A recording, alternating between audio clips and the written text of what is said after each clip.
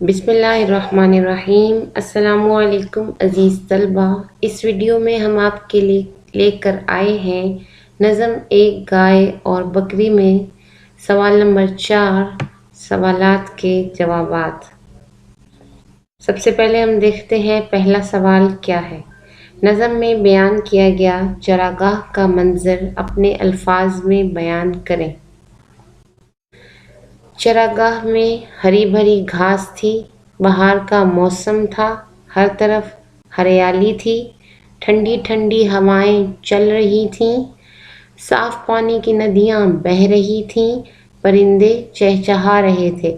یعنی ہم نے اس سوال میں بتانا ہے کہ جو منظر کا مطلب ہوتا ہے کہ موسم کیا تھا، جگہ کیا تھی اور وہاں پر کیا کیا چیزیں تھیں جن کو شاعر نے اپنے الفاظ میں بیان کیا ہے۔ تو اس میں ہمیں ہری بھری گھاس، بہار کا موسم، ہریالی، ٹھنڈی ہوا، صاف پانی کی ندیاں اور پرندوں کا ذکر نظر آیا ہے، تو یہ جواب ہوگا اس کا۔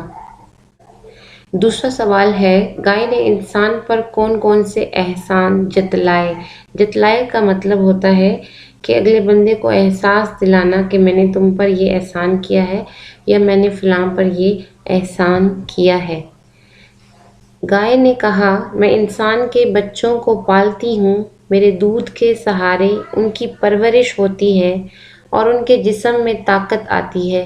میں ساری زندگی انسان کی خدمت کر کر کے کمزور ہو جاتی ہوں۔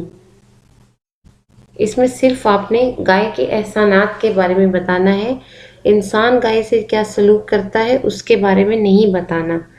سوال نمبر 3، یہ مزے آدمی کے دم سے ہیں، سے بکری کی کیا مراد ہے؟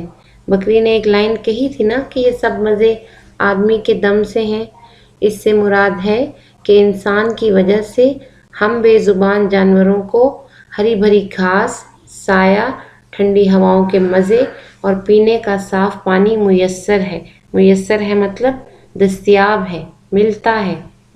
سوال نمبر 4، بکری کی بات سن کر آخرکار گائے کو کیا کہنا پڑا؟ گائے چونکہ آخر میں بکری کی بات سے متفق ہو گئی تھی، اس لیے گائے کو کہنا پڑا کہ بکری اگرچہ ذات میں چھوٹی ہے لیکن اس نے بہت اچھی بات کہی ہے۔ پانچواں سوال ہے، اس نظم سے ہمیں کیا سبق حاصل ہوا؟ تو اس نظم سے ہمیں یہ سبق حاصل ہوتا ہے کہ ہمیں ناشکری نہیں کرنی چاہیے اور کوئی ہمارے ساتھ نیکی کرے تو ہمیں اس کا احسان مند ہونا چاہیے۔ احسان مند ہونے کا مطلب یہ ہوتا ہے کہ جو کوئی ہمارے پاس ساتھ نیکی کرے تو ہم اس کا ریگارڈ کریں۔ امید ہے کہ آپ کو یہ سارے سوالات سمجھ میں آ گئے ہوں گے۔ اپنا بہت سارا خیال رکھیے گا۔ شکریہ۔ اللہ حافظ۔